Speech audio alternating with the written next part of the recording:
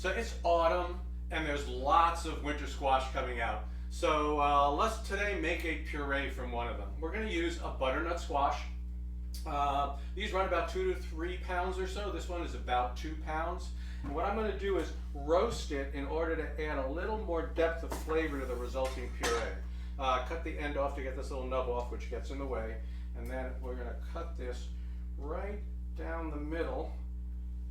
Just cut it in half, which can be a challenge. Okay, there we go. All right, we got it. See the seeds, little seed packet in here, so we're going to take those seeds out. Let's take the seed packet out. And I'm going to roast this. I'm going to make it a little bit easier, and rather I don't want to deal with peeling it or stuff, and I want to roast it in such a way that it doesn't retain a lot of water, because I want to be able to put some nice liquid seasoning in it later. So I'm just going to cut them into like thick slices like this, and I'm going to just lay them out here on this pan with parchment. So I'm going to cut these all up. I'm going to hit them into the oven at 425 degrees for about 30 to 45 minutes. I want to make sure they're cooked all the way through, because I'm trying to make a puree, right? So I want it to be super soft. So we'll come back and finish this puree in about an hour. All right, it's cooled down enough to handle. So what I need to do now is remove the skin from it. I've done it for most of them already, but just take a little spoon, right? Yeah. And just scrape it off the skin just like that and throw it in. Now this is the point where I add my pumpkin pie spice. Right. No.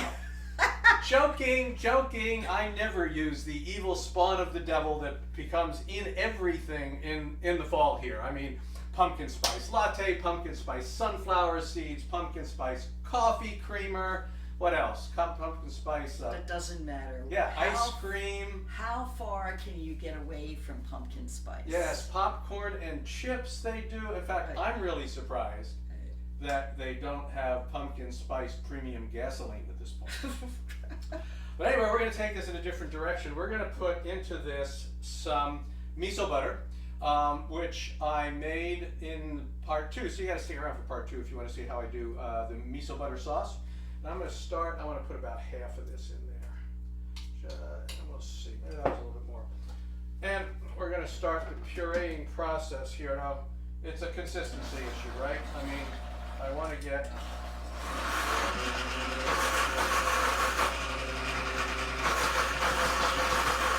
see, the fact that it's not cooperating means it's not Doesn't have enough liquid. doesn't have enough liquid in it, right? So I'm going to put some more. See how much more. Put a little bit more. It's not far off. No, it's not. I'm going to put about half of what's left, and you'll be able to tell, right? You can tell when you've got it up to puree.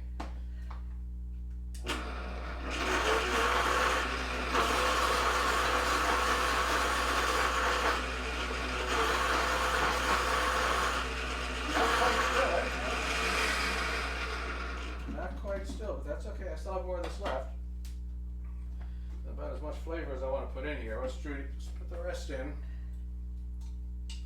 and we'll see if we get it to that puree consistency that I'm looking for. But that's as much of that flavor though as I want to put in, so I have to see what else.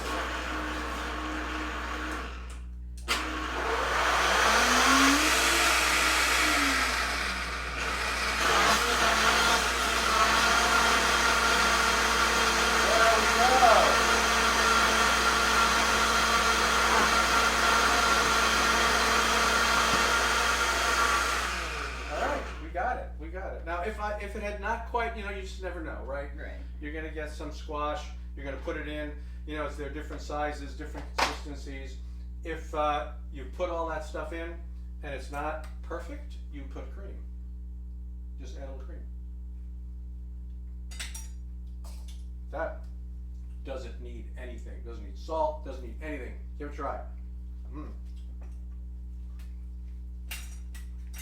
I mean, wow, you got, yeah. I mean, you got the miso, right? The miso comes in, you got ginger. Right, so you've got that kind of funky ferment and salt and Did you add ginger in the sauce or? Yeah, there was ginger in the sauce, and that's where you get that from. And the other part was I put in a Thai pepper. Oh, Just that's sliced open a interesting. Thai pepper and stuck it in there, and I let it cook a little bit with some garlic. So that added a little bit more heat. It's not hot though, right? No, it's not just hot. a little bit. So there you have it, folks. This is basically an Asian style butternut squash puree using miso butter and ginger. I think you'll really like it. We'll see you next time.